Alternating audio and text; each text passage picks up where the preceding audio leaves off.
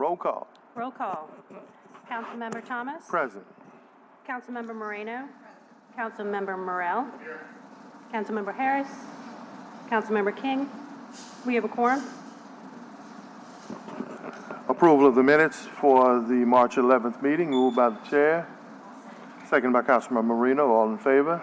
Ayes have it, so ordered. Next item on the agenda, Ms. Kern. We have motion number M24-113. This is a motion authorizing the President of the Council to sign the Second Amendment to the contract between the City and Global Solutions for cybersecurity technology and enterprise services and products. Move adoption by the chair for committee recommendation. Second by Councilmember Morrell. All in favor? Ayes have it. It'll be forwarded to the full council. I want to welcome everybody to today's council meeting, especially criminal justice. Criminal justice isn't just law enforcement agencies. When you deal with criminal justice and public safety, it's also those organizations that deal with our youth and that provide opportunities. So this is a chance today to hear from various youth advocates and youth programs about the role they play in keeping our community safe. Ms. Curran. This next item is a discussion from various youth advocates about youth programming. Our presenters are Bridisha K. Harness Parker, New Orleans Youth Coalition. We have Philip Rock, Positive Minds, Positive Movement, Fast Academy Foundation. Michael Willis, Help Other People Endure Hope. And Deshelle Williams, Juvenile Justice Intervention. It looks like we're here before our presenters, but Mr. Barabino, would you like to talk about, while we're waiting on our other groups, about what NORD is doing to prepare for the summertime, the role you're playing in making sure that our community is safe? The New Orleans Recreation Department. Director, Mr. Larry Barabino.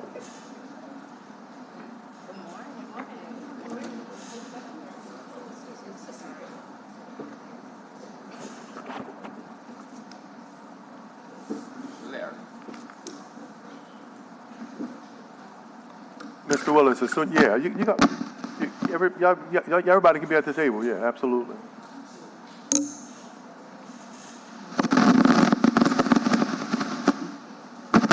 Good morning, council members. Good morning, everyone. Good morning. Councilman, thank you for giving us the opportunity to present to you all what the plans are for NORD for summer 2024. We're excited about the plans that we're going to be rolling out and the different programs that we're going to be offering this summer. And I'd like to introduce Johanna Cannon Brightman, who's the Chief Programming Officer who oversees the programming division of NORD, who will be doing the presentation.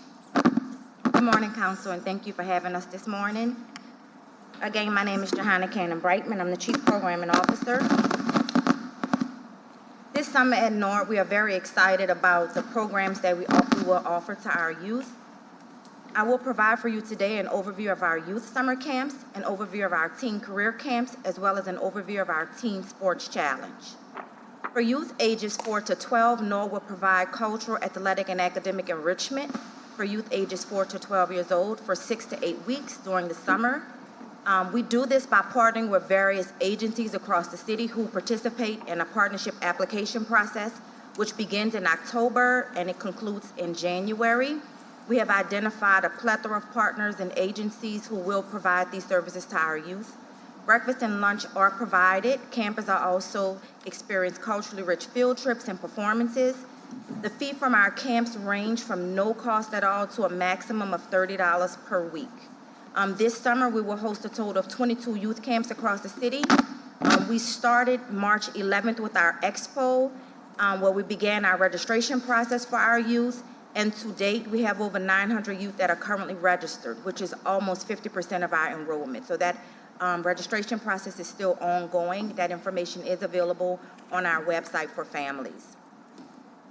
To give you an overview of our NORD teen stipend-based programs, these programs are designed to provide teens with opportunities to gain valuable academic, cultural, and professional experiences and to cultivate responsible, well-rounded, career-ready youth while they earn a stipend. We have a few programs that this can happen for our teens. In the spring, right now, currently happening, we have a spring teen internship, which will also happen in the fall.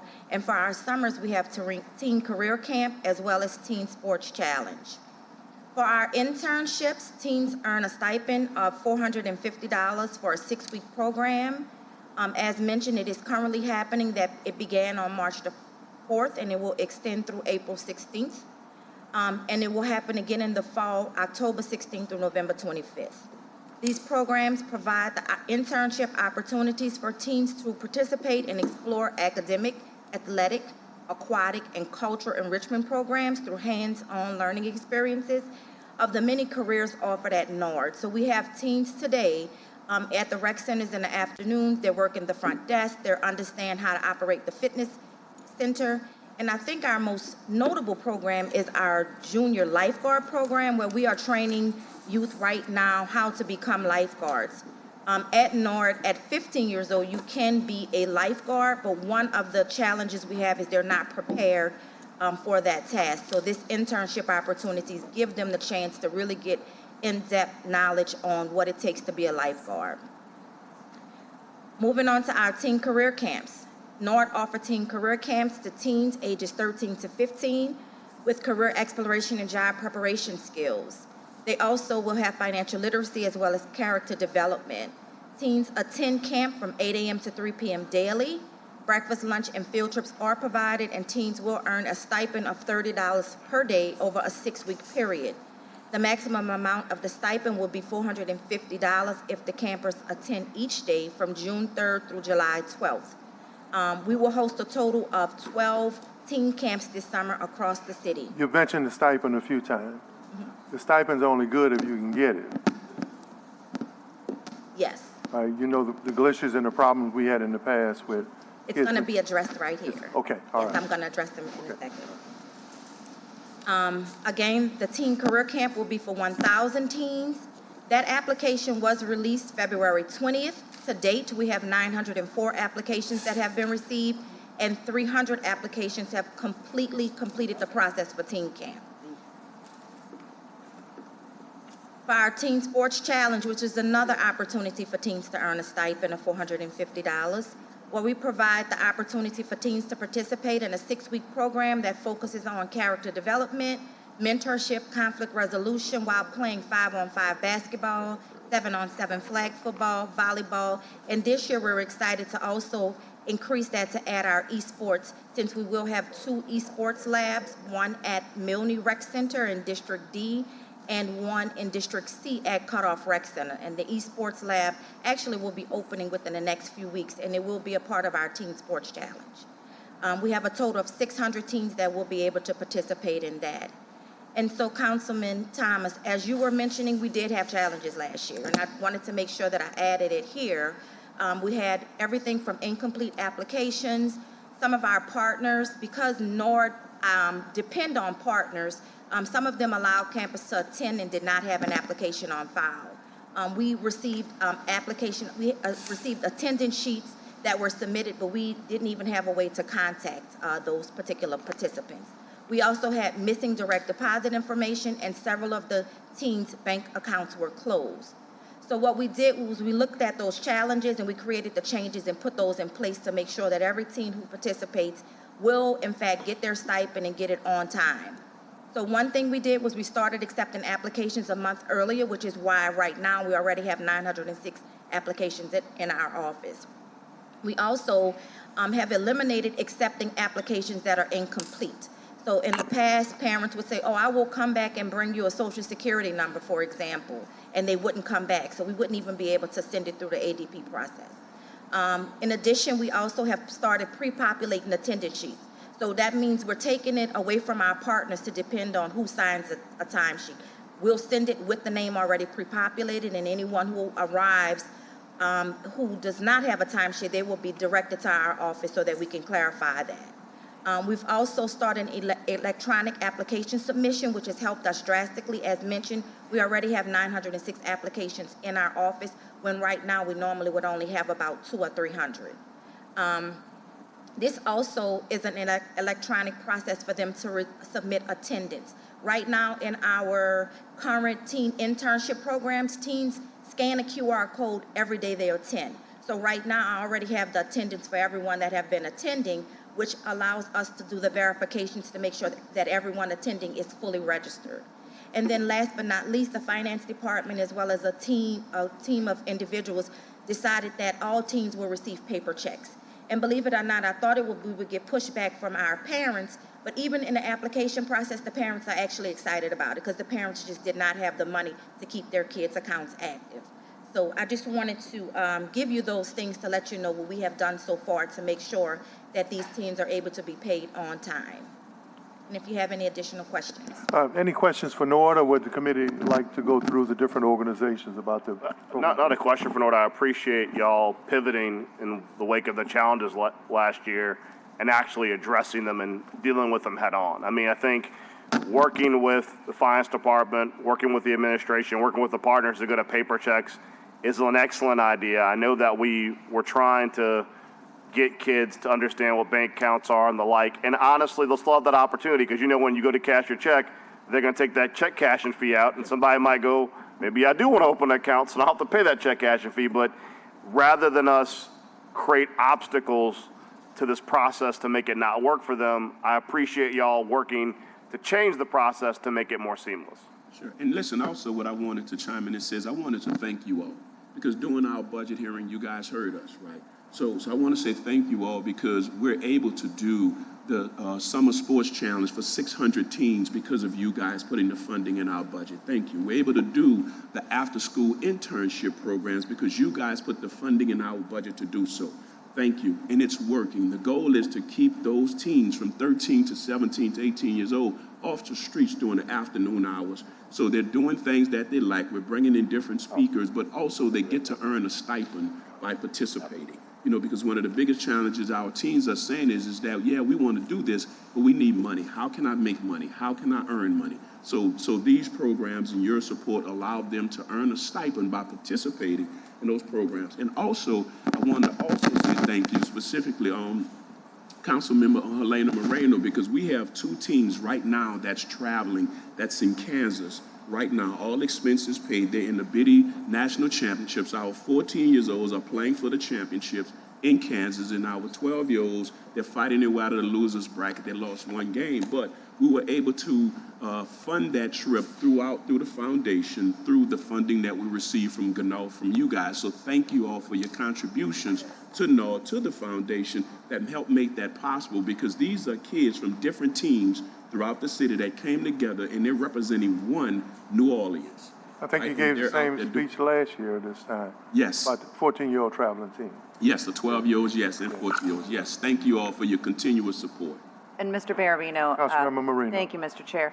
I wasn't going to mention that at this point. I don't want to get too off topic, but since you brought it up, I will say this, that different sports teams have mentioned that to me, that they are so appreciative of the additional equipment and travel funds that they now have, because we have incredibly talented athletes who are in the NORD program right now, but they haven't been able to participate in these much larger opportunities to really advance, their talents. Because there just hasn't been the funding. So I'm so glad that through this fund that Councilmember Morell helped to really spearhead and create, that the council has been able to provide these dollars to the foundation to make sure that kids get what they need to really succeed. Absolutely. Thank you.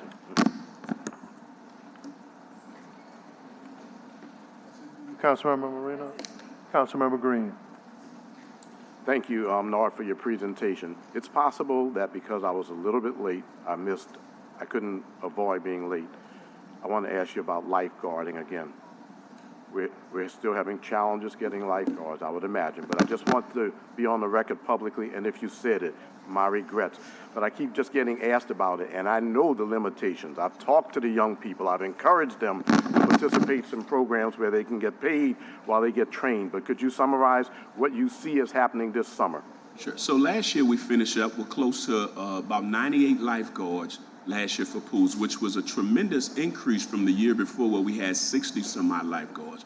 Right now, we have those lifeguards that are returning. Right now, we have those that participate in the junior lifeguards that are turning 15 years old that's eligible to be full lifeguards. And so we've started that process earlier. The wages have been increased to over $17 an hour, which which is, if I can recollect from Red Cross, was the highest wages that's given in a municipality in public pools throughout the country, the wages that we're paying lifeguards. So we're poised to have a full slate of lifeguards this year, and our goal is to open every pool. So we're on task for that, but we have lifeguards that's coming. We have applicants that's coming in every day, taking a test, doing applications. But the key thing is we're still growing our junior life program, which is pivotal because that's the age and that's the group that we lost those 2 years during COVID.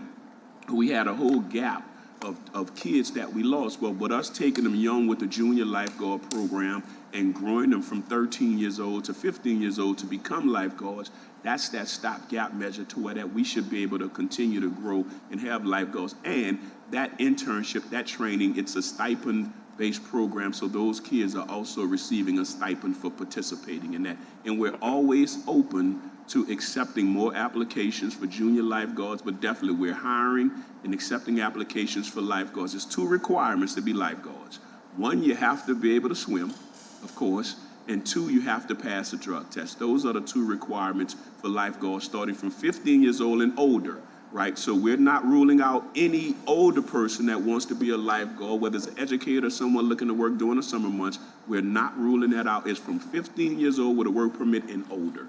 So, for example, if someone were a lifeguard at one of these country clubs or something like that, they can be eligible to be a lifeguard with NORD. I'm sorry, say that again. If somebody were a lifeguard, for example, at a country club and they had a part-time job, they could be a lifeguard with NORD Absolutely. if they meet the specifications. Absolutely. The only reason that I brought that up, go ahead. I just wanted to add, Councilman Green, that another initiative we have for lifeguards, coming across the entire city, we have purchased about 20 6 to 8 foot banners that will be outside of every single pool. These banners have 2 purposes. 1 is for individuals that are interested in training, and 2, it also gives the information for those to apply to be a lifeguard. In addition to that, we also have posters that's going up in every college across the city. It's going up in every high school. And within the next 2 weeks, this will be released. So you're going to start seeing these really life-size posters that's going to be advertising these 2 opportunities as well. And we've also invested in billboards and also radio advertisement as well. Thank you. I appreciate your proactive efforts. If you all can get your complement of lifeguards that are needed and then can open up every pool, you will be defying the odds and going counter to what's happening throughout the nation, where people are having a challenge hiring lifeguards. So I look forward to celebrating with you. I also already celebrate the fact that you told me of the number of lifeguards you have, but it's important to recognize when our city is doing something right. I see cities, Atlanta, even in Florida with all of the pools, I see other cities that are having problems opening their pools. Some of them are closing pools and saying it won't be used this summer, but it looks like you're moving in the right direction, and I appreciate that. I also appreciate your appointment recently of the park director for Sampson and Odile and other parks like that. I had a chance to talk to him, and his enthusiasm is important. You got someone from Carver High School, too, very near there, and I'm looking forward to working with him. I just want to let you know that. And yes, Councilman Thomas, this is the final thing that I have to say. The final thing.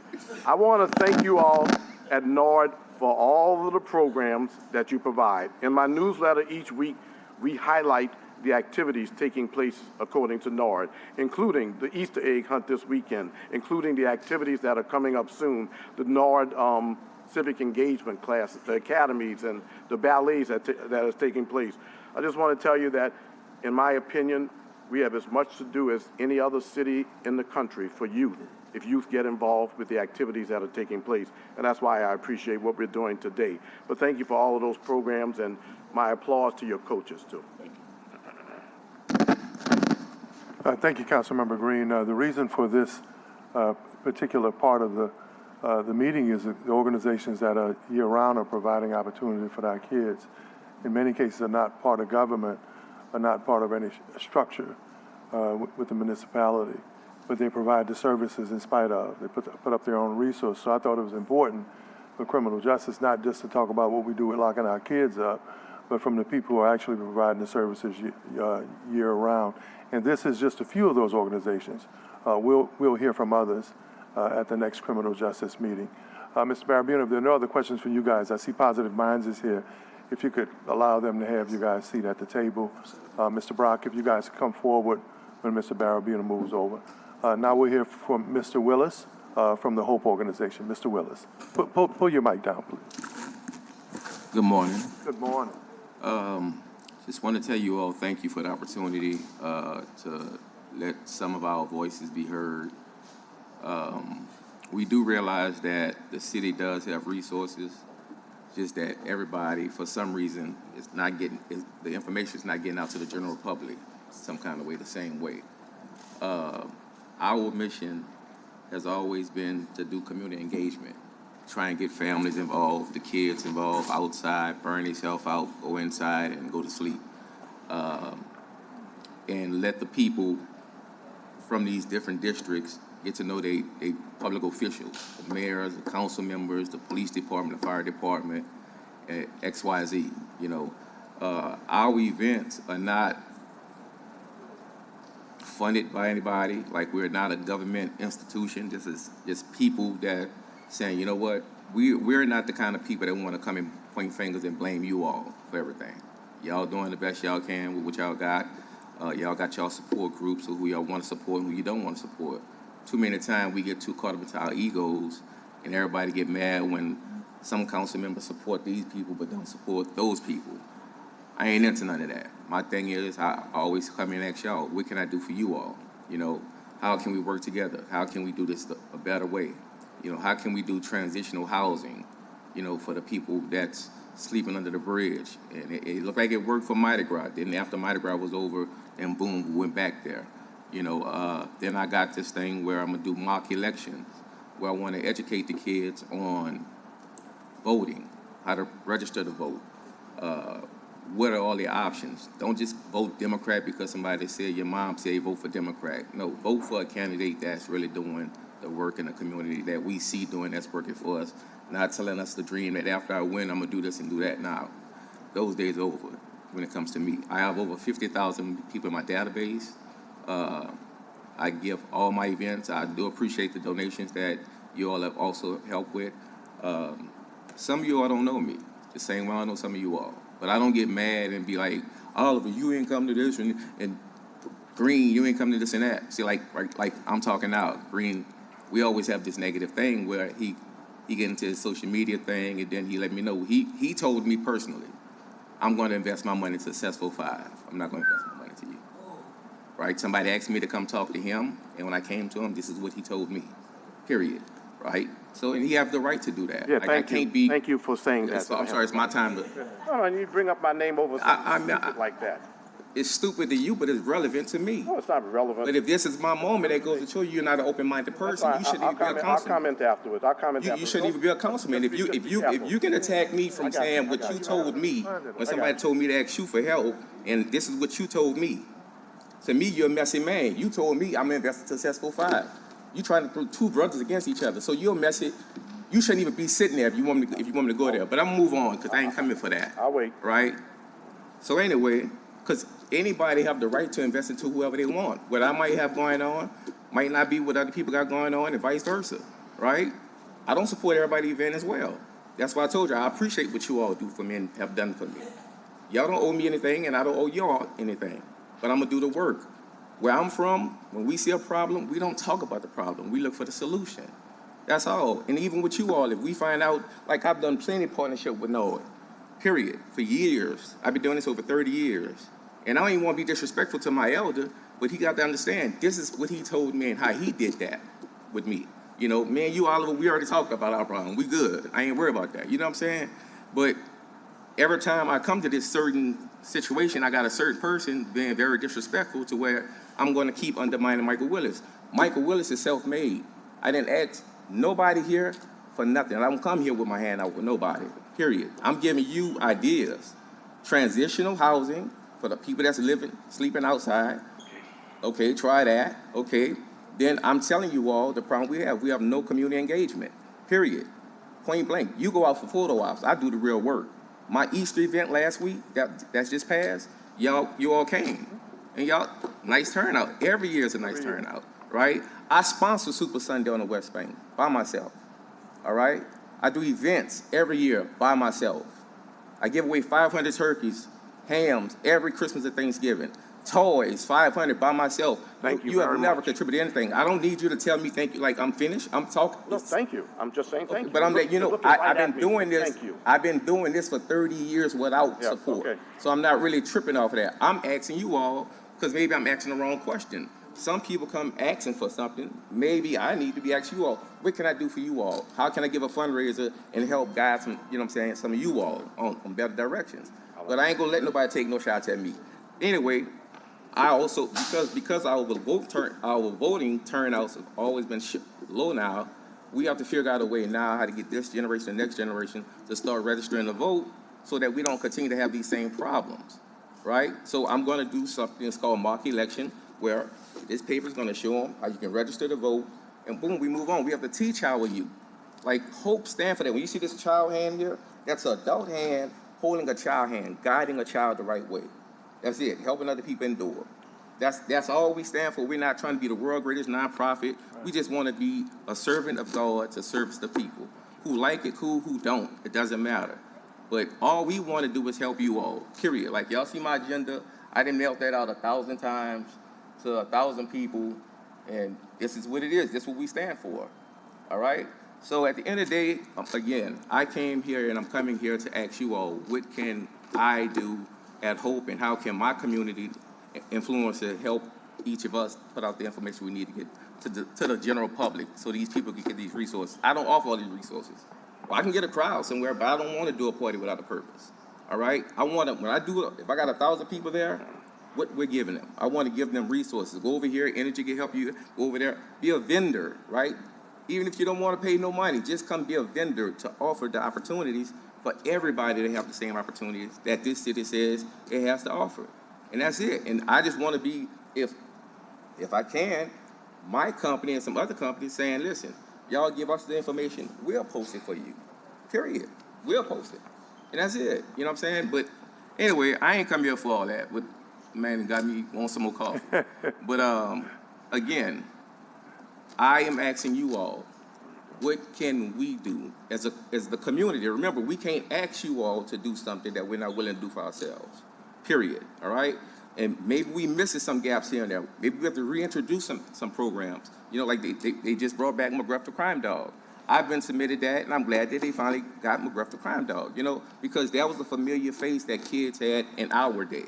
So sometimes we got to go back a little bit before we go forward. Just intertwine some of the stuff. We got social media that took over everything. All right, period. So, and what we need to really understand is this. Some of y'all sites, I'm saying this to the general influencers. When you post a child with a gun and this and that, all you did was tell him, do it again because y'all gonna post him. And all you're doing is, on your site, is making him more popular and her popular. So, and they're gonna continue to do it because they realize they have so many social media sites that got 10,000 followers. So every time y'all seeing some of these kids, some of them not bad kids. Some of them just doing it for likes, but we got to figure it out. You understand what I'm saying? So anyway, I ain't gonna take up the whole time. I appreciate y'all having me here. Again, Michael Willis is saying, help me help us fix our problem. We need sense of urgency. This is something that we cannot keep overlooking and thinking that it will happen overnight. This is a crisis. We have children getting killed every day. I'm dealing with another funeral. I've been to over 70 funerals. Y'all attended some of them with me as well, right? But what I'm saying, we have to start showing the people that, one, we can come together as a city to even show the city how to come together. We ask them to do something that we're not willing to do ourselves, you know? So anyway, I'm done with that. But like I said, if we can't show unity, how are we gonna ask the public to do something that we're not willing to do ourselves? Thank you, Mr. One of the reasons why you guys are here is because there's so many organizations that operate because of the community. They're not connected politically, and they're not the ones that are popular, that everybody knows about, that gets the millions of dollars. But 365 days, they're doing something. So this is an opportunity for folk to see people like yourselves and organizations like yourselves where you've used your own money, you've used your own sponsors, your relationships with the people. And I think it's time that folk who watch this, folk who understand this, need to know it's not always the standard organizations that get the millions of dollars, but the people who are really connected to the community. So I just thought that no matter what happens politically or socially, you're always going to do something. No matter what happens with your relationship with the politics, you're always doing something. And I think people need to know that and need to be mindful of. And let me say this, at the end of the day, when folks start giving money out, if the traditional organizations, if it had worked, we wouldn't have the problem with the kids right now. So maybe it's not time to start looking at non-traditional programs or people who do it anyway. And this is just the beginning. We're going to keep highlighting these efforts, and we're going to keep recommending that programs like you guys not only get attention but get funded. Thank you, Mr. I Willis. appreciate Can it. Now, I add a can I say comment, one please? thing? One sec before. Can I say one more thing? Yeah. Go ahead. I am not running for office. Yeah. This is a nice hat, so I had to defend this before. My son go to a school called Young Audience. He ran for president, homecoming king at the school. So I came up with a scheme for him. Willis, his name is Miguel Willis. So when we came up with the hat and the t-shirts, it was for a political thing for him to run his campaign at school to be homecoming king. And guess what? He won homecoming king. So people like Mike must be running for something. Nah, I'm gonna do what I do regardless. This is my son, right? But people want to ask questions like, well, what is the Willis 2020-2024? My son ran for homecoming king, and if you look him up, he won. He's homecoming king. He's Mr. Yak at Young Audience. And that's my final time. So anybody that likes to always keep asking me about this hat and certain paraphernalia, Hey, that's what I say. you know, it is Willis, what it is. Willis for president. Ain't no Well, doubt about it. I was going to ask for a hat. Councilmember Morrell. Got you. Okay, I want to get a hat, but to your point, when the council worked with me to create the council fund, it was specifically for organizations like yours and many of the organizations that have been up here today, because the reality is there's always this effort by government to say you should go to the Kellogg Foundation or this foundation from DC or this foundation from New York, and you need to compete with these people from around the country for things you're doing locally in the city and you've been doing for years. And what we've seen just in the first couple of months from Mr. Barabino presentation, from Heroes in Algiers, all these groups doing tremendous local work, is it was the first time ever in the history of the city where truly small mom and pop organizations doing work like you do, Mr. Willis, actually got any support from the city of New Orleans to do it. Now, that's not to say, like you said, people are going to do this work regardless. People are going to go out and do what's necessary to protect families and kids, whether or not they get help from the government. My position and the position of the council was, even if you're going to do it despite us, the public sees a benefit from it. All the work you're doing, handing out turkeys, teaching kids about voter registration, how important it is to vote, these are all things that benefit society. And like you said, and like Mr. Barabino said before you, every kid you reach that you build hope with, that figures out that there's a path in life that's not just going on YouTube and doing silliness to get likes and putting themselves in harm's way. Every effort you make benefits the city. It behooves the city to work with organizations like yours throughout the city and actually put some, I mean, I would say for every dollar we've spent with all these organizations that are directly impacting children and families, it is far more efficient than just simply dumping money into the police department by itself or in the fire department or any of those departments, because you're more likely to see that kid make a turn because they were in Hope, they were in Heroes, they made it to a NORD program and learned a job of vocation, than just to hope that someday when a cop runs up on them, that's going to change their direction. All these different touch points, they all make a difference. When you talk about what you can do, we're going to have the council fund reopen early this year. It's going to be in the September period for when the applications go out. I would love to work with you to publicize that, because we had a tremendous amount of organizations apply this past year, but not nearly as many as should have applied, because we were new to doing this and we did not know how to reach all the organizations that could use assistance. So we're going to rely heavily on organizations like yours to get the word out so even more groups apply, because we want to reach everybody in every corner of the city and provide them the resources necessary to do what's great for our communities. Thank you. Thank you. Thank you. And for those folk who have called it a political slush fund, it's really not. It's just about, hopefully, the opportunity, like Councilmember Morrell said, to identify those groups will do the work anyway. And I would hope that maybe this year, some of those groups that have been historically left out will get some of the big numbers that the other the other groups who've been more active politically get. Ms. Bradija Harness Parker? Wait, no, I do have a comment. No, I have a Oh, comment. you're not finished? Of course not. Oh, Of okay. course not. No, let me tell you why I'm not finished. I'm going to give applause to this council because when we created the Culture and Recreation Fund, we funded many organizations. My particular allocation went to over 40 organizations that deal with youth. We don't have just one way of doing things to work with youth. We don't have just one organization. If I point out that I'm working with Youth NOLA and CES 45, it's because of the work that he did, even including just this weekend when they had another Youth NOLA Day. They do it once a month in different places. I funded youth entrepreneurship. Where that come from? Where that idea come from? Look at that right there. Month to month, neighborhood. Why is month that to month. important? Mike, That Mr. come from me. Willard, let him- I mean, I'm just, and No, if you no, want to be technical, no. y'all stole my idea Do and you you have a went date? with somebody else. Do you I've have a been submitted date? that. If you look at it, it's been out there. Do you have a date on Month to that? month, we do something in a Let- different let- court. I can talk Right? about that. Excuse me, let me Right? say this. Okay, I'm just saying, but you shouldn't even went back there. That shows Let me you- say this for real. This is something about something good. Yes, it is. No, Councilman. Councilman, it is. Councilman. This was to come here today to highlight groups that are doing something positive that don't get the attention. Well, let me highlight a Period. few of them. Okay, that's fine. Let me highlight a few Period. of them because I had the opportunity. How are we going to turn something positive into a negative? Because you have somebody at the council at the seat who used my name and accused me of something that is not correct. I have a right to respond, and I will. I will. You said you At the end of the day, let me say this. I was pleased to fund over 40 organizations that deal with youth-related matters in our city. It included educational Man, you so organizations, fake. You took my idea and called it organizations. NOLA. You took help. It already says right there what we was gonna do. Month to month, get to know your neighbor. They are against crime. It's been up there, and I submitted it to you. When somebody told me to come meet you, I did that. And then what you did was you took my idea Oh my and called God. it Youth Day NOLA, Oh my and you God. did it with whoever you want to do it with. So let's be real. First of all, I've been doing this stuff way before. I'm an ordinary guy, bro. Listen, don't use your title. I don't do titles.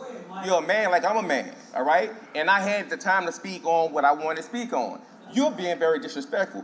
Guess what? Every time Byron Colby blowing you down, anybody the floor else, has I been see why, yielded to because me. now you're doing the same thing. You're not giving me my time to do what I'm supposed to be doing. Y'all said come here and speak my piece, right? And that's how you're gonna treat me. So what I'm saying, that goes to show you, you're not competent enough to be in government. You're not an open-minded person. I suggest then Period. that you not use my name.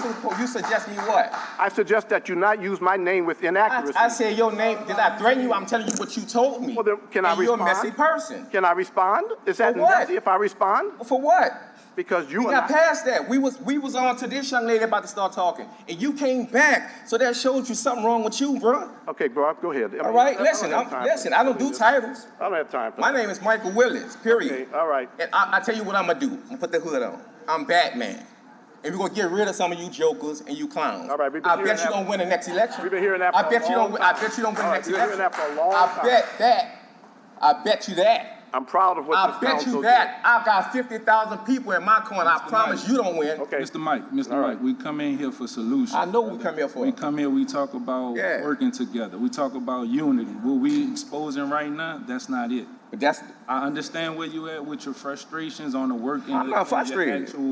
your actual passion with the work that needs to be done, but we can't be combative against each other. I said that both already. sides. Well, with what we're gonna do, right, is for the people who are watching this was an opportunity for organizations that do the work, who have historically been left out, to actually make a presentation so that not only we can consider them in the future, but the community can understand what they're doing. Sometimes, nobody like to talk more than me, and nobody like to stand up for their manhood more than me, but sometimes I let stuff go.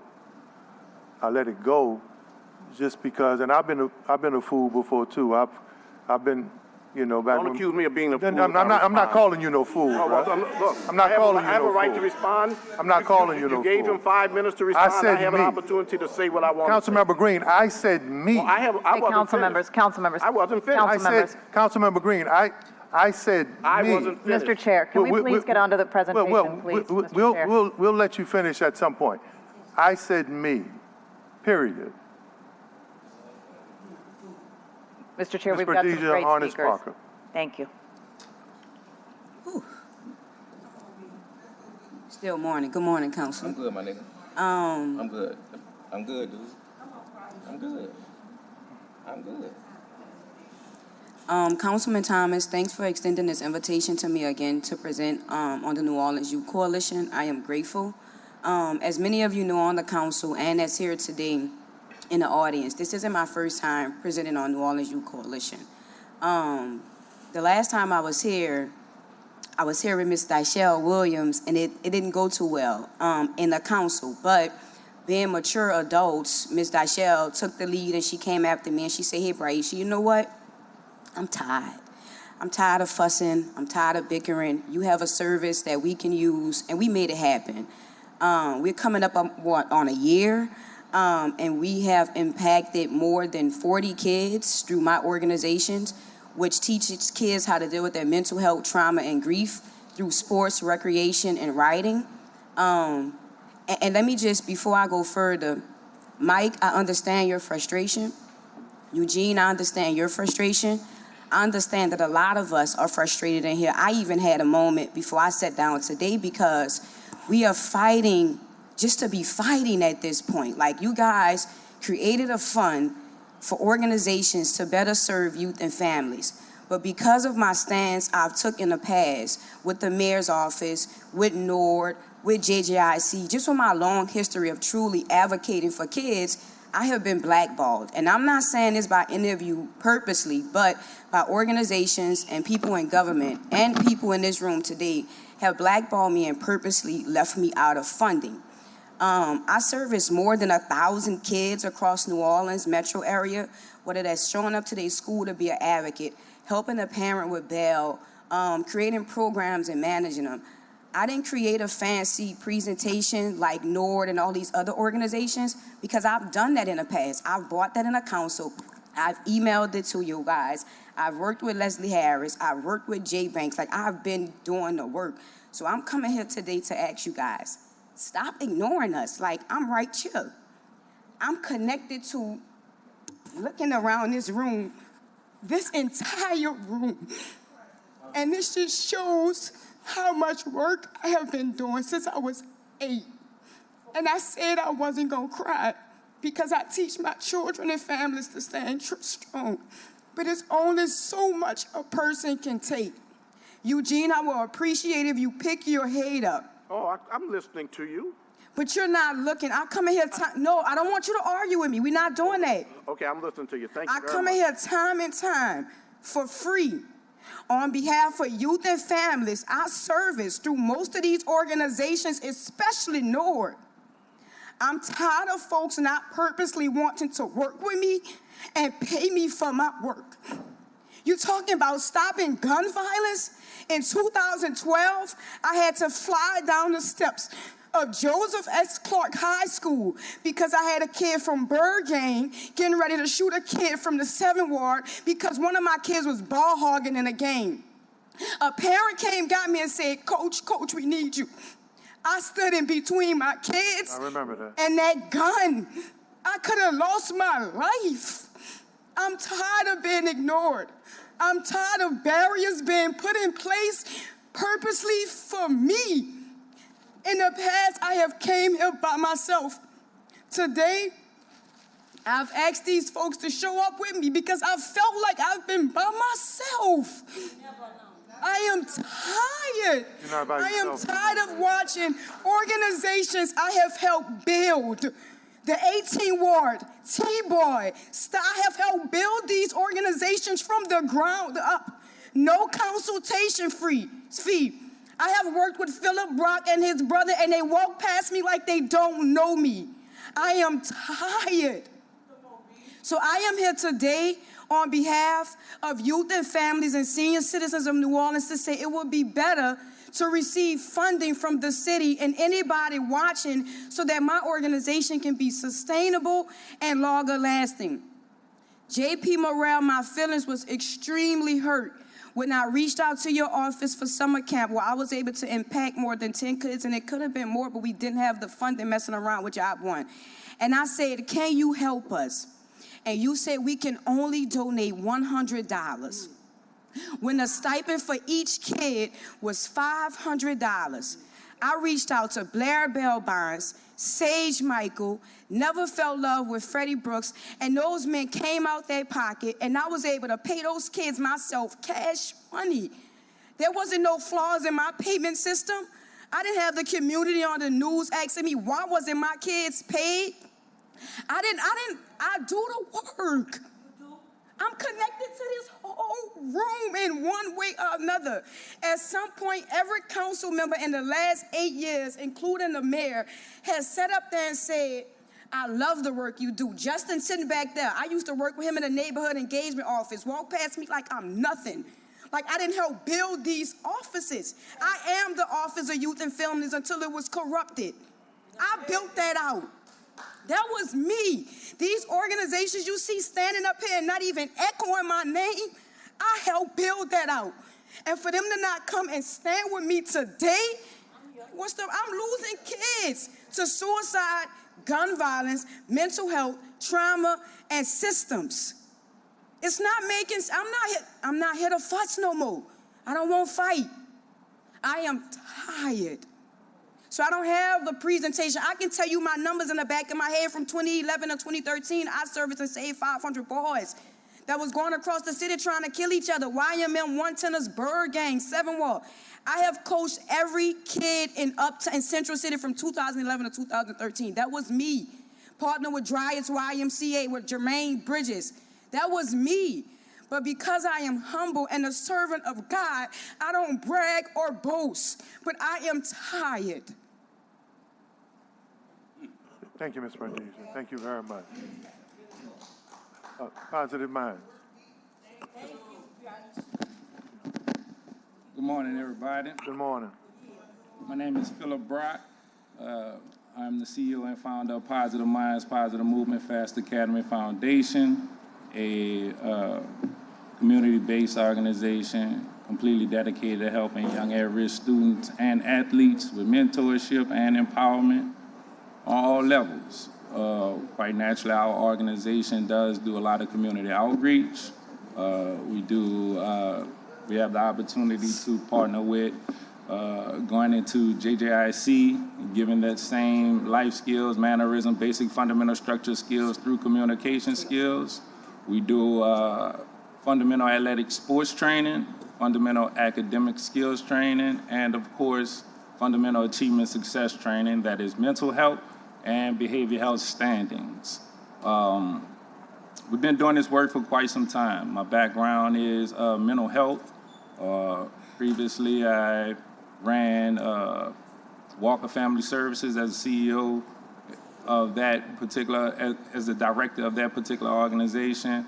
Also assisted with the Creed Group of Louisiana, which was a mental health, behavioral health facility down on Pardris. And we also did some consultation with the Son of the Saint when they initially started way back when. So the work that we've been doing have been being done for quite some time. I have Ryan Brock here, who's my brother. He actually takes care of the sporting aspect of things. He came up under the Pelicans and their organization when they were way back the Hornets, doing a lot of basketball camps and things and mentoring in regards of that. Our work that we do, it does come from the heart.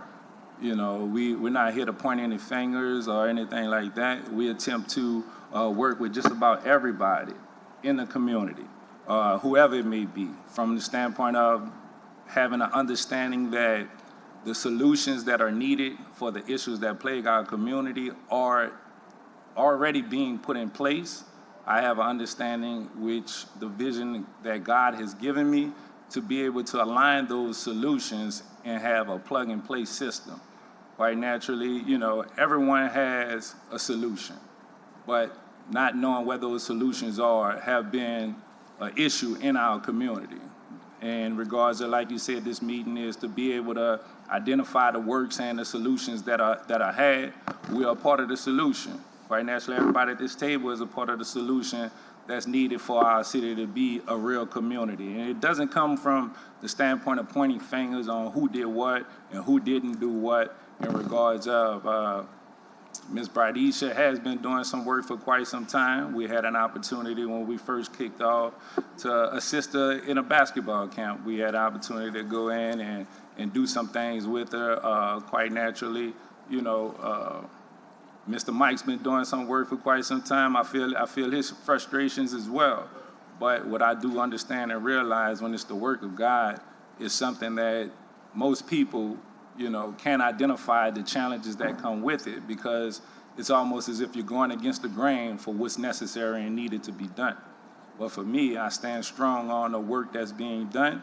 I stand strong with understanding the needs that our community have, and I stand strong on implementing solutions and having a ball move as opposed to speaking on it and talking about it. So works that we've done, we've actually implemented something for just about every week for the youth and for our community. We host Monday night meetings from a community perspective and also from a men's perspective. We do realize and understand that men are not present in our community, and we understand that it's an extreme need for male presence to be felt and seen. So it's our mission to implement the things that are needed, such as being able to control our anger, control our temper, being able to communicate as men, being able to get our point across without feeling played, just like our kids do today. A lot of things in which we do are of need. And the need is the fellowship. The need is being able to have the actual issues be put to the forefront, but be solution-based. And that's what we're doing and attempting to continue to do. We also are behind a lot of grassroots organizations. NOLA Youth Day is something that I am heavily involved with since day one. I have been with the Sisters on the Struggle, Sets 4-5. All of us have met to orchestrate an actual monthly event for the community.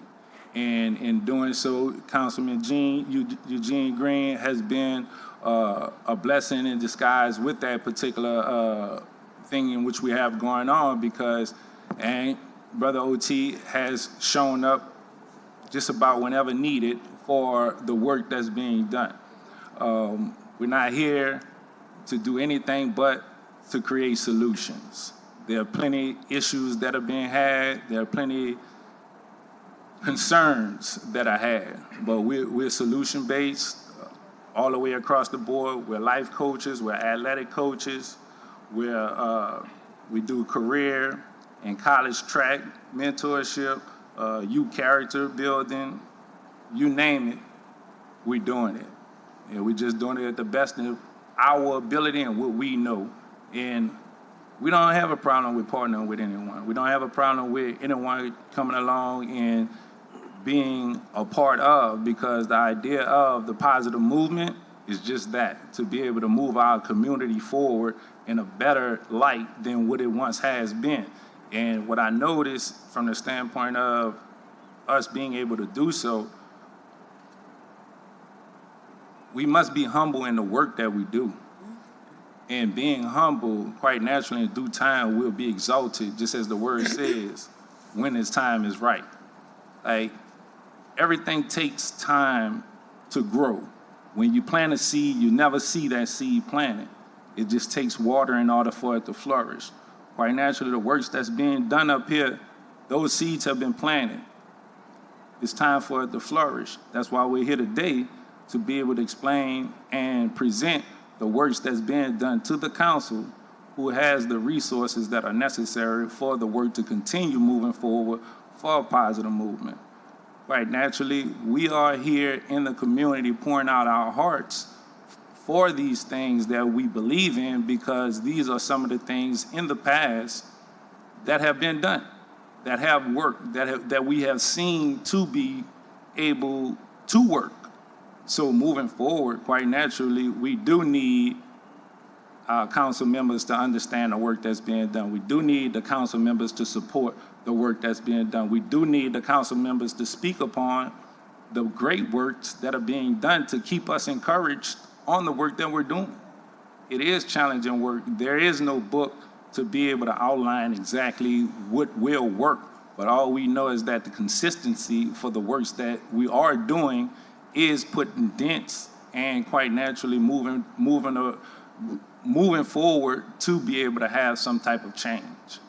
If we don't put it in our hands, it won't be what it's capable in being. It'll just continue to be what it is. Thank you. Thank you. And any questions for Mr. Broad?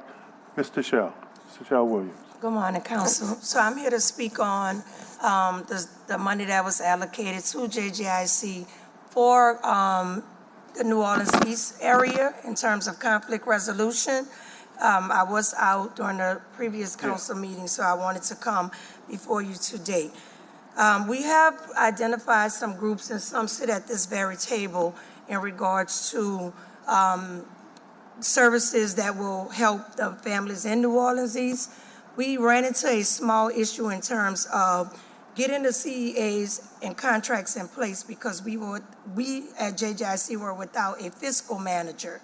And so we hope to have a fiscal manager start on April 19 to get that ball rolling. I've received scopes of services from Positive Minds, Positive Movement. I've received scopes of services from Overcomers Academy.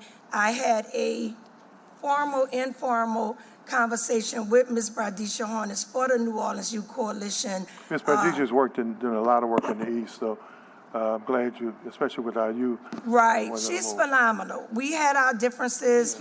We couldn't go to the front door together. However, I saw a bigger need, and so I said, listen, can we put our differences aside to meet the needs of the children of this city? I say, I'm willing to just let it go if it's going to enhance the quality of life for the children that need it the most. And so we were able to definitely come to the table and do this. I'm excited, although it may seem like the process is stalled and slow.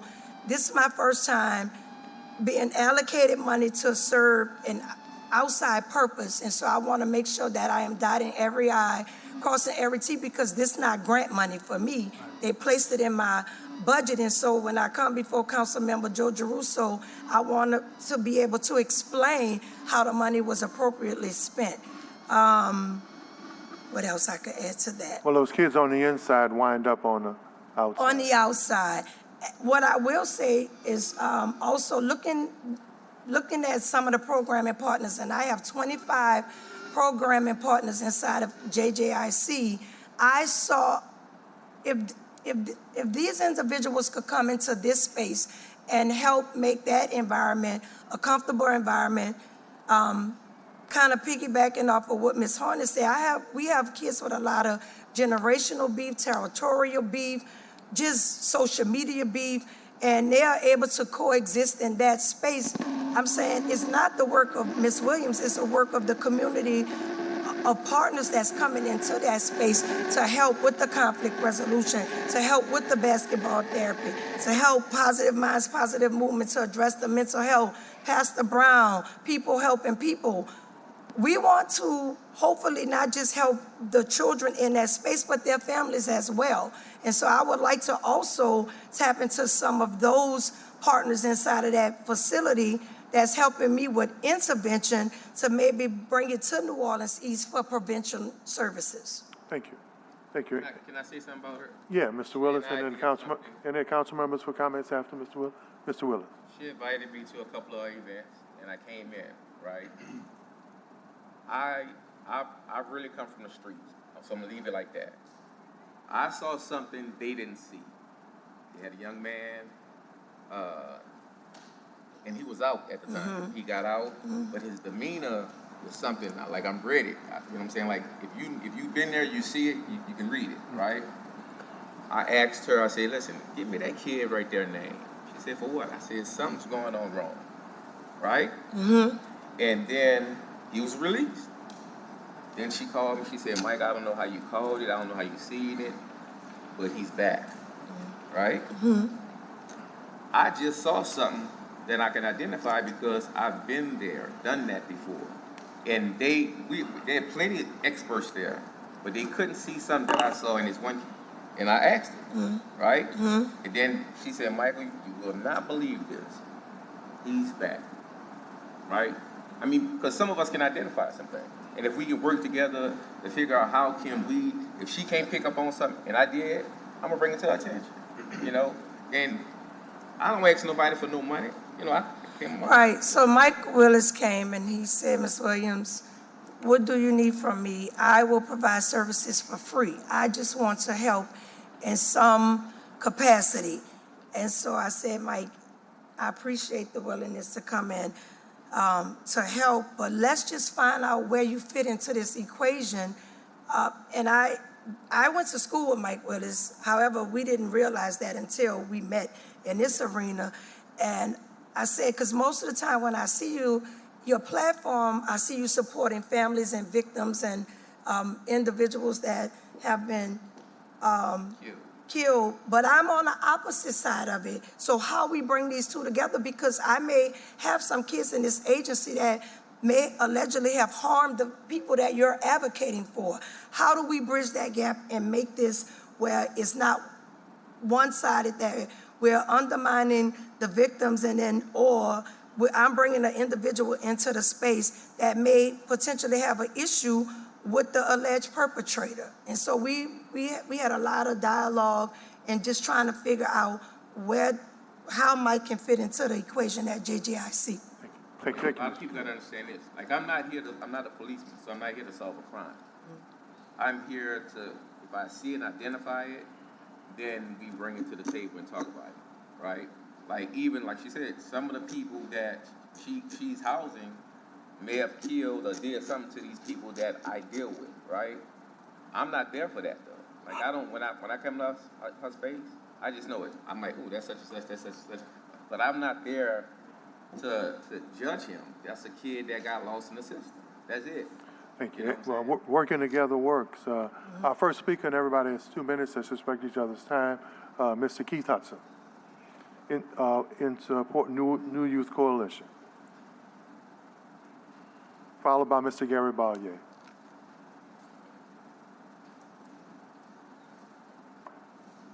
Good morning. I'm here to support Braisha. Been working with this sister maybe 2-3 years, and she wanted to know about the Keller Center in Central City. I've been trying to open that center since 1998. All I asked for is the keys. The only obstacles is city officials. Is my community targeted? I don't know. But if a man volunteer his life to save children in Central City, and the people that's blocking it is elected officials, something wrong with that picture. No, I didn't want to sit at the table with Larry Barbino because you ran him away from me when Nagin was in office. But he come back. Same thing happening. Our kids not getting paid. He come here, y'all congratulating him, he thanking y'all, but the problem still exists in Norwood. I went to Joe Brown Park, and I'm like, where's our park like that uptown? Kids see this. They see the inequality. So they act out.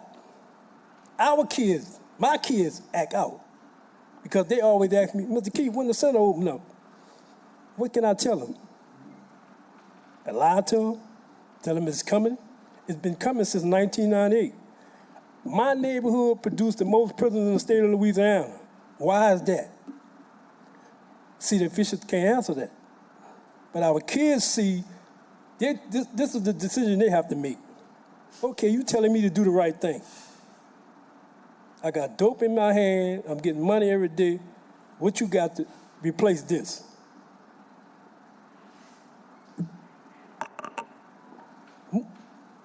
That's why our kids are out of control. We don't have nothing to replace this. The drug dealers are out marketing the city of New Orleans with negativity. And we can't even get together here. Our kids see this. No, they say, we ain't wasting my time with that, man. So it is what it is, and I'm here to support this sister. She down, she for our kids, she doing everything. I've been to a program. I have never seen a young lady control 15 to 70-year-old with attitude. Never saw it before. So y'all need to stop getting with the son of the sink and being humble. We got to have these dialogues. I tell them all the time, when you come to the meeting with me, we gonna fight in the meeting. But before we come out there and meet, we gonna have an understanding what we need to be done. But if we keep fighting, we ain't gonna never get it done. So I'm here to support her. Whatever she needs me to do, I'm doing it. Thank you, Brother Hudson. Appreciate Thank you, Keith. Mr. Corey Dowd.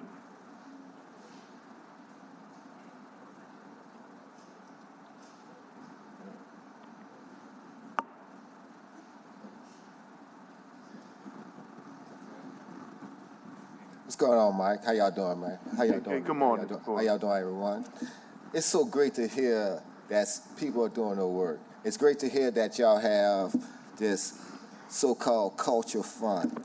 And, you know, it's a great thing to have that. And I just want to read something off to you right quick that we just been looking up right quick. And get to a point where, you know, you say, we must finally confront these realities and demand a path to real equitable care. I can thank Council Member Glapion. That's what you said, right, Miss? Moreno? Miss Moreno, that's what you said, right? And this is what's happened when y'all passed, we need better health care. District Councilman Caruso said, Resolution R21-161. The resolution y'all passed a couple of years back.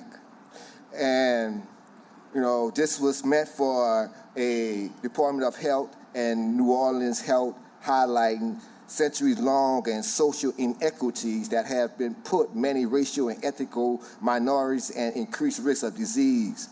From North Clay Pond overpass to the fresh food deserts of the Lower Ninth Ward, New Orleans bears the scars of Jim Crow and disinvestment. And let me say again, we've been going through this for so long, right?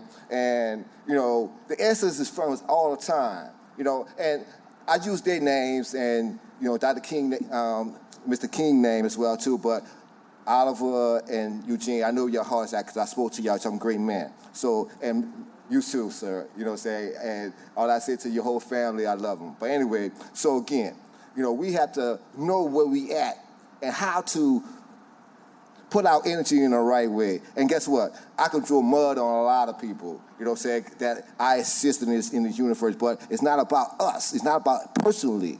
We cannot be a personally nothing.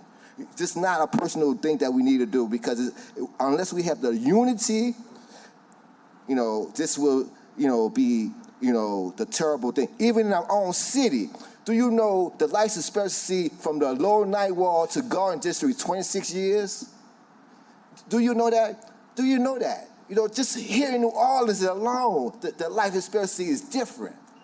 Are we drinking the same water? Are we eating the same food? Well, we're doing it differently. I don't know. But hey, something must be wrong. Maybe it's a mentality thing. This case study of life expectancy is 76 years in New Orleans compared to everyone else is 78 to 79 years. So excuse me, let me cut it short again. All right. Juvenile justice, 89% secure care, mental health disease. They say that our children, 89% of our children have mental disease in our juvenile care. So again, we got to address that in a holistic and a nature way. Bring our children back to how to teach children how to grow some food. How about that? You know what I'm saying? Everyone of y'all doing some great things. Teach our children how to grow some food. Teach our children how to do some things that you use with their hands and stuff like that, so they can feed their whole family. Peace and love. Thank you. Thank you, Mr. Brandon Dorrington. Thank you, Mr. Down. Followed by Bishop Shante Sutton. Good morning, council members. Good morning, Brandon. It's an honor to be here. Thank you very much for letting us have this platform. I just would like to highlight placing Band-Aids on open heart surgery patients, people that come out of the emergency room that had open heart surgery. And instead of, doing stitches, instead of properly conducting first aid, we just want to put a Band-Aid on it. And what I mean by that is, in 1960s, it was incentivized in the housing projects in New Orleans for men to be removed from the home. It was incentivized through welfare, food stamps, Section 8. There were government employees that we paid with taxpayer dollars to knock on the project doors and ask, was there a husband there? Was there a man there? If so, the food stamps, the Section 8, the welfare will be cut off. So this is what has been, this was the open heart surgery that I'm talking about. All of these things, we're just putting Band-Aids. We're not treating patients in America properly with first aid coming out of open heart surgery. We're putting Band-Aids on them. So can we incentivize? Can we start paying government employees to start knocking on doors? People living below the poverty line. Can we re-incentivize? Is there a man home? Is there a husband home? Can we reissue more food stamps? Can we reissue more Section 8? Can we reissue maybe a better education when there are men in the homes? Thank you very much. No, thank you. Bishop Shante Sutton. Thank you, Mr. Dorrington. Good morning, Council. Followed by Ms. Danielle Metz. It's good to be here. Bardisha is my little sister, and I love her. I was just discharged from the hospital 5 hours ago. I'm fighting cancer. Many of you don't know that, but God is good. I came here. She called me yesterday. We were all at Super Sunday, and I turned ill then and had to go to the doctor and get some IV fluids. But what I want to say to this council, you are the first council that I believe in the city of New Orleans that has earmarked your agenda in support of the underdog. I talked to all of you. JP, you know I love you. Helena. When nobody knew me, she was still at WDSU. She called me and said, come and see me. And we blew up overnight. We were doing the prayer vigil on the steps of City Hall. Ms. Pecula Simmons, you may remember that, Oliver. But I thank God for all of you. But let me say this in closing. I, too, have a story. And you all know it. I've blasted all of y'all on Facebook. I've blasted y'all to the governor. And I have not been silent. All of my colleagues are richer. They drive Rolls Royces and they live outside of that diaspora. I don't do that. I want y'all to have another meeting concerning the homeless and the needs assessments and the diaspora that's in Central City. There's somebody that sits over there that don't know that. And I'm taking care of a lot of people, bearing a lot of people in Central City. Been doing it for 23 years, and I've never had my seat at the council. I want y'all to have me to come back. I love all of y'all. I'm not here against y'all. But there's a lot going on in this city that Kellogg can't do it, Son of a Saint can't do it, Gail Benson can't do it, the Main Street project that Mitchell Andrew put in place can't do it. We got boots on the ground, as somebody down the hall always say, and we need to be heard. I love y'all. Thank you. Thank you. Ms. Danielle Metz, followed by Sage Michael Bennett. Good morning, Council. How y'all doing? Good morning. I just wanted to come today. First of all, thank y'all for giving Braisha the opportunity to speak. And at one point, I had the opportunity to work with everybody across this board. Mike, I know you, the Brock brothers, Ms. Williams, Ms. Helena, Mr. Oliver Thomas, and of course, Braisha. Braisha is a phenomenal woman. And when I say that, I just don't say that as a quote. I mean that because she have been giving her all to this community since the day I walked out of prison myself and I became connected with her. And she do this for free all the time. All the time. And I tell her all the time, you got to call it. Just keep going. Just keep showing up. Keep showing up. The money going to come. Don't worry about that. But she do this out of her pocket. And sometimes people donate to her organization anonymously and don't say anything. You know, it's different when you get up here and you talk and you say something and people perceive that as anger. But they get anger and passion mixed up because she's passionate about what she does. And when I saw the list of the money that has been allocated to these organizations, I didn't see her name on there. I was appalled because everybody who know Braisha know what Braisha about. Braisha cares. When you care, you're going to be there. And every event, everything that she participates in, she's on deck every day. I'm not too much of a speaker because I don't like to talk too much. I like to just sit back and observe and see what's what. But since I came out here, I just said, well, let me just give my input on this. So the next time it come around, can y'all please consider her? And if you don't consider her, please come out and see for yourself what she do. You know, this is not somebody just come to support her.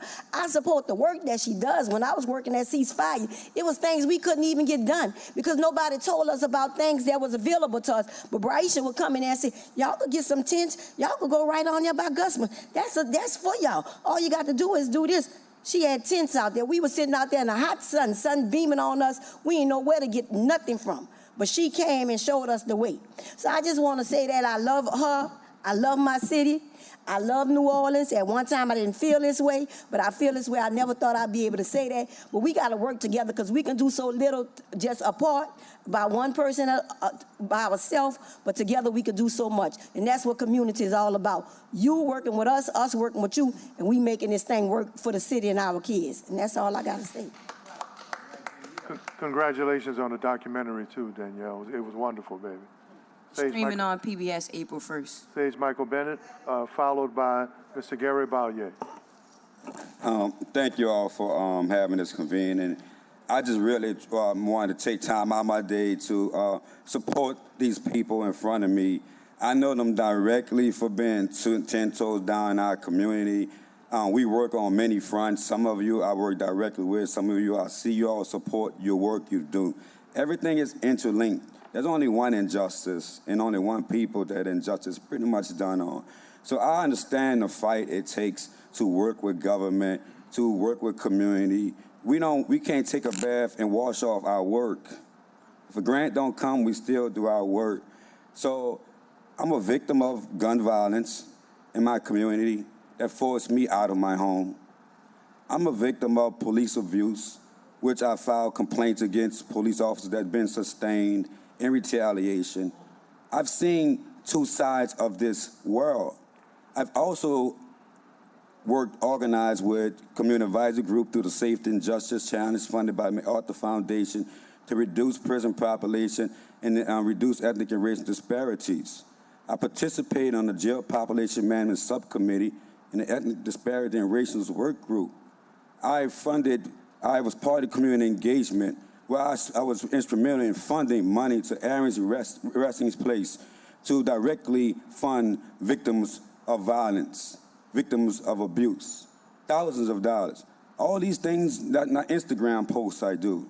I received funding from Louisiana for Green New Deal for my own organization, Sageville, capacity funding. I have supported New Orleans Youth Coalition because I know how hard it is. I know how far $500 go.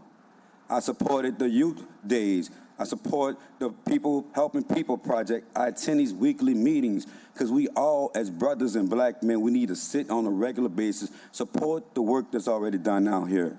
So I don't know the conversation that happened before I got here, but the conversation is, you all hold a pen to the resources for our community. These are qualified people working for our community. Let's connect that. Let's connect that. Let's have those hard conversations. Listen, it's like an album out here. I might not like the whole album, but one cut we have together is our youth. Thank you, Mr. Thank you. Mr. Gary Ballier, followed by Bridget Martin.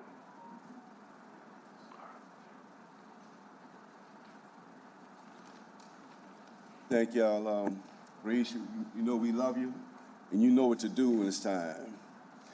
I had a bunch of notes I was going to speak on. Most of it's been covered. It all boils down to the fight for money. You know, I knew your dad. You know me, Phil.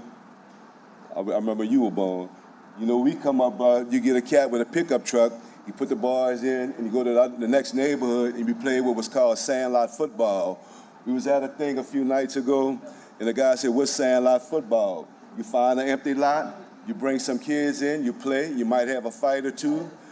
Even if it's in another part of town, you make friends. By the time I got to middle school from Colton, I had friends at Live Oak, Woodson, schools in the lower Ninth Ward, the East. Lawless.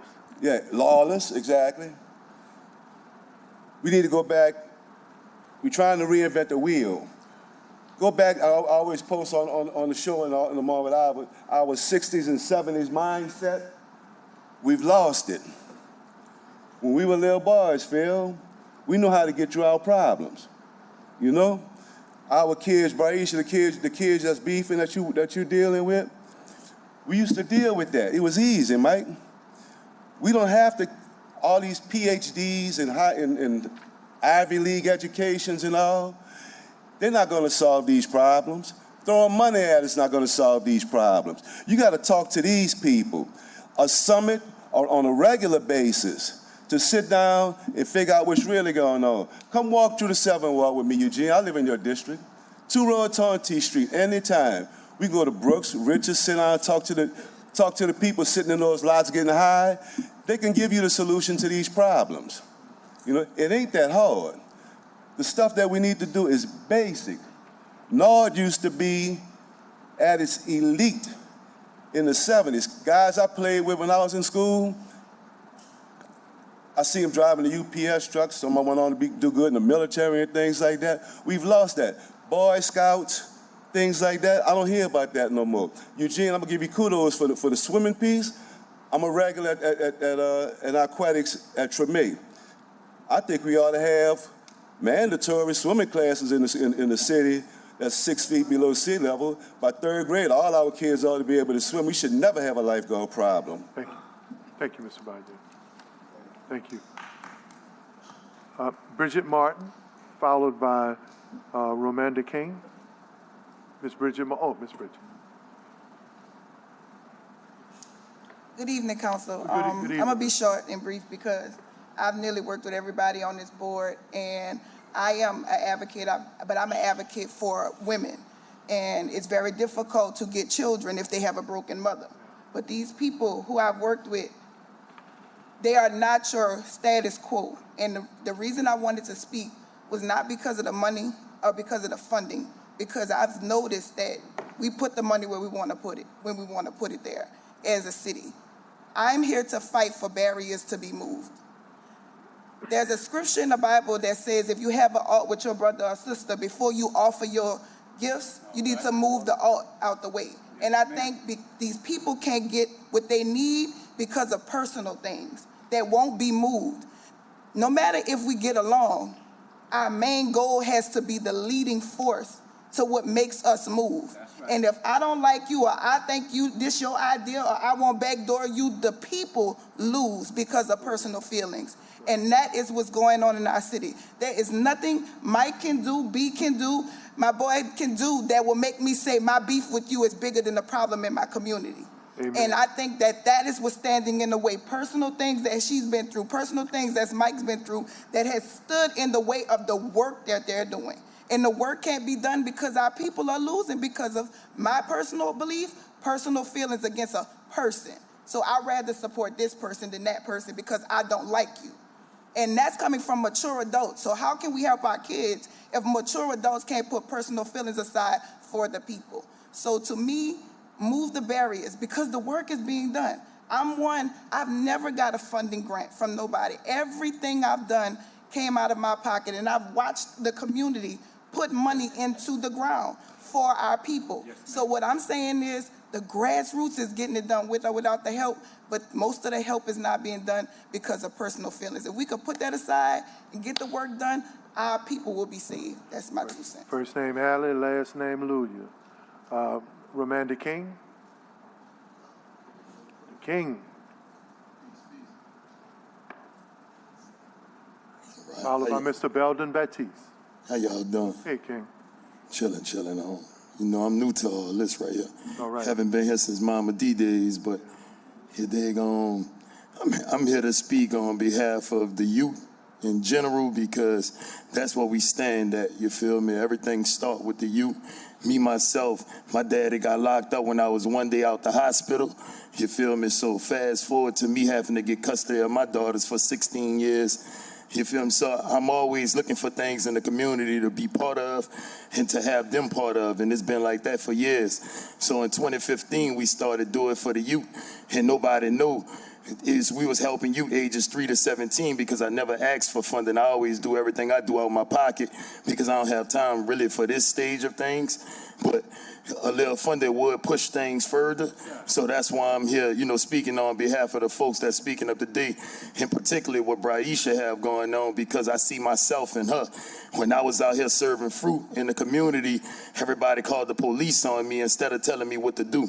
You feel me? Nobody told me how to come down here and get a permit. Everybody always wanted to lock me up for not having a permit. You feel me? So I had to fight that all the way to now, this 10 years later with that same idea. And I done been in Circle Food Store and had my own storefront. And I did this all while raising my daughters alone with them being homeschooled. So when I look at Braisha, I really see myself because nobody's really showing her the way. Everybody rather watch her fight. So when I talk with her and I spoke with her, I just let her know how to set up her fight, because sometimes it's how you setting up the fight that makes people ignore you. It's not the fact that they ignoring your fight. It's just the fact of how your fight set up.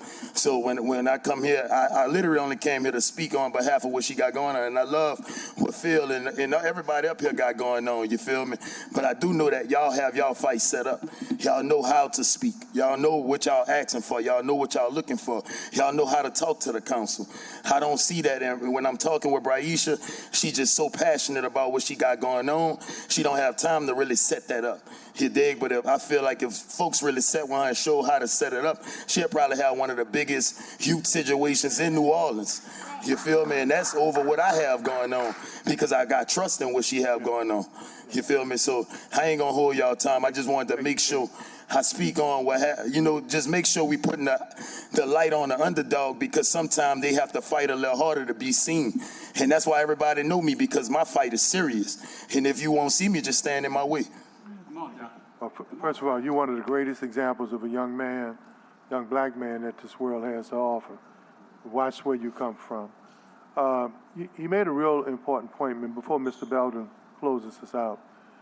The people who know the process, who have the relationships, who know how to fill out their paperwork, who know what I's to dot and T's to cross, have gotten billions of dollars over decades, and we still got little bad kids. We still have too many of our kids are going through the system. Maybe it's time that we balance that with the people who've been doing the work in the community. It's past time doing that. And one of the reasons why I did this today is my personal feelings don't mean nothing. I learned that from Jim Singleton and Dorothy Taylor years ago. If somebody can do something, who cares how you feel about them? Who cares if you had a beef or a spat with them? The folk who need help don't care about our personal feelings or our political position. So today was an opportunity to highlight folk who, all of those big groups who get millions of dollars every year, if they could fix it, they would have fixed it a long time ago. Maybe it's time to make sure that the folk who've been struggling and doing the work out their pocket, at least that they're considered and given what they need to continue what they do. So I'm hopeful that as we move forward, you guys have not only branded your company, and your nonprofits, but when these funding cycles come, that enough of us understand, okay, maybe we get it now, right? Maybe we get it so our kids can live. Mr. Belden Baptiste. Hey, Noonie, before you speak, can I say something right quick? No, I gotta go. You can go, man. I'm sorry, Councilmember Morrell. Just so you know, we're kind of talking over each other today because our machines aren't working yet again. So we're all just kind of do visual cues before we talk. Yeah, I'm sorry. When I joined the council, and I've only been here a year and a half, the first thing I noticed is that the only true resource for small groups doing work was Harris and Cox grants. And it was staggering to me that we had these two massive companies with franchise agreements, and council members were given, I think it was like 50 or 60, maybe 70 grand, each council member to give out to every little group that they could find. Less than that. And that has been the way it's been for decades. Yes, sir. And what you saw was this tiny bit of money that everybody was fighting over. And as someone who came from the Louisiana legislature, it boggled my mind how the council that is in charge of the budget of the city would only allocate money through Harris and Cox grants that Harris and Cox gave us back to these little bitty amounts of money that we would make all these organizations fight over. And so for me, the whole idea of the council fund was to say, we create the budget of the city of New Orleans. The city council is responsible for saying how money gets spent. How can we create a situation where we as a council take a part of this money and say, we are not just going to send money to departments, to Brian's point, because when the money goes to the departments and the departments choose who gets funded, that's when politics comes into play. Because if you only allow programming to go through the executive to the departments, we all know an executive can say, you blackballed. Don't matter which department you go to, you not getting money. Now, there's been some challenges with the council fund. The biggest one is that with those Harris and Cox grants, those are grants. They don't require us to, as a fiduciary, to have IRS returns, 501c3s, and the like. And part of what I've been trying to work through with the Greater New Orleans Foundation is we're trying to transition the Harris and Cox grants, which are pure grants, to help those small organizations that don't have the IRS forms, don't have all that paperwork done. The goal is to transition those Harris and Cox grants to those little people starting up who don't have the paperwork done to then go to the council fund to get the larger chunks of money. Now, part of that transition is the goal is to get the big fish out the small pond with those Harris and Cox grants. Because to your point, if you go to last year's Harris and Cox grants, the same 5, 10, 15 people are getting all the Harris and Cox grants money. Yes, sir. And so the goal, what I've been trying to work through of the council in this process is saying, if you a big fish eating at the council fund now, because you've graduated out of the Harris and Cox grants, don't compete with a smaller organization that needs 2 years of IRS completed forms to get to that level. And I'll tell you, it's been a real disservice for a city when you go around this country and you see, and I know y'all look at your nonprofit partners across the country, they're even given resources on how to properly set up your 501c3. Just in this process of doing the council fund, it's the first time many groups were like, wait a second, I have to go file forms. It's like, you are not even taking advantage of some of the benefits the IRS gives you for having a 501c3 because no one told you you could. And that's on us too as a city. We're not providing any resources to any organizations trying to do the right thing. And not only do we not tell you what to do, we penalize you for not knowing what to do.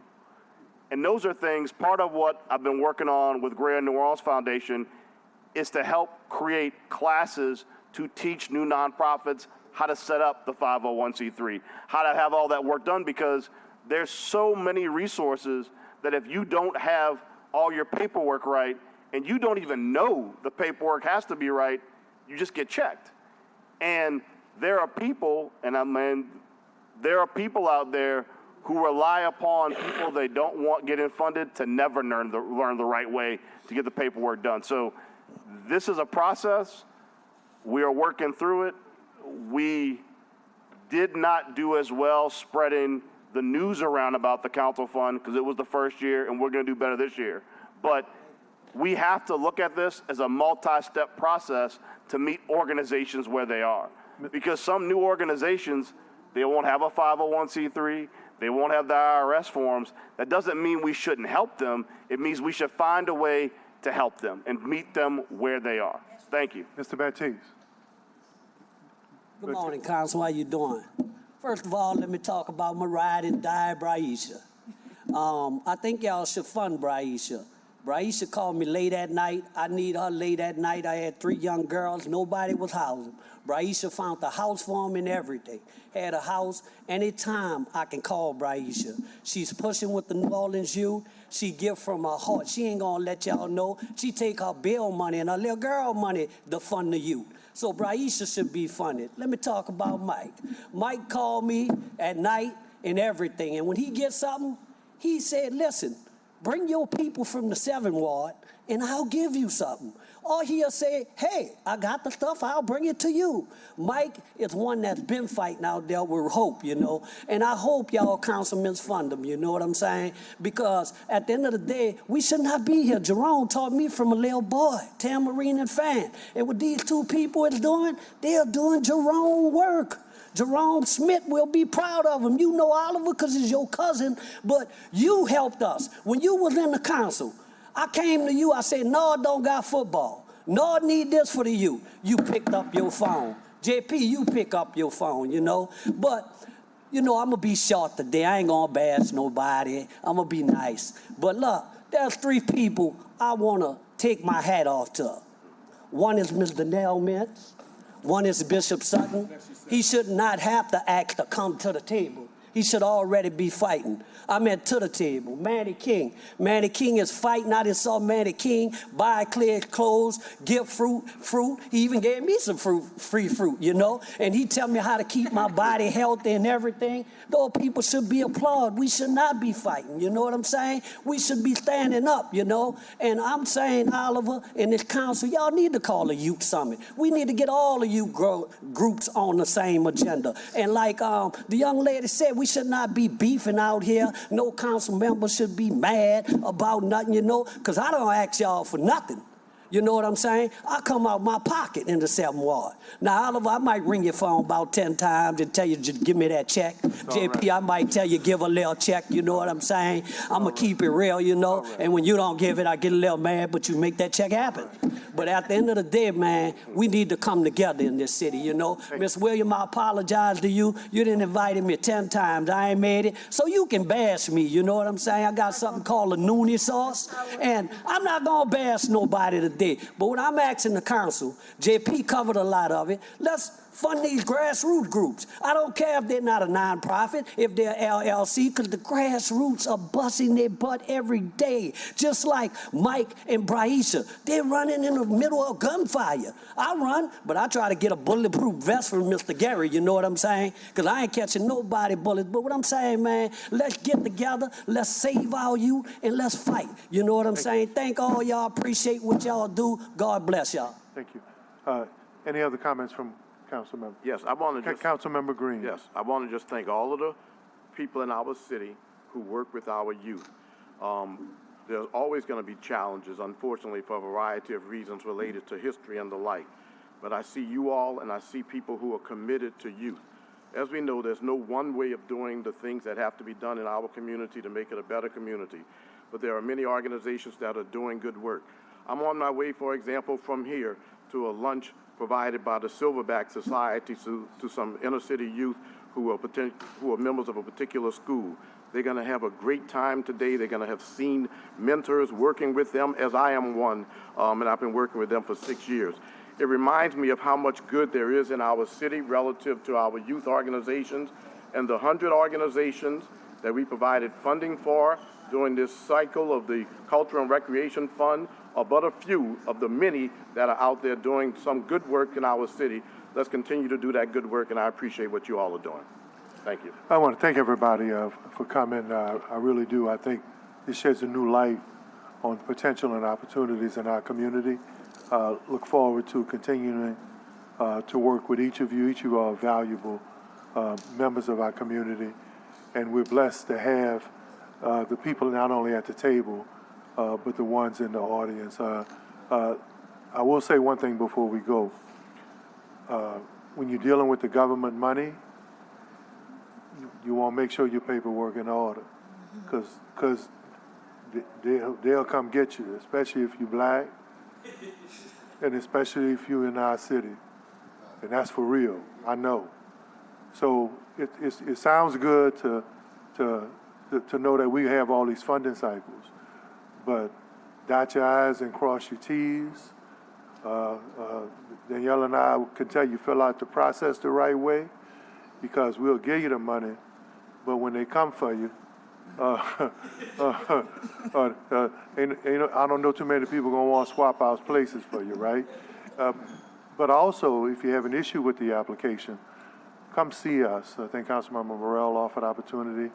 Some of the universities now will help so that you can make sure your application is in order. Guys, God bless y'all. Thank y'all. Any online comments? Motion to adjourn? So moved. Second by Council. No. Thank you.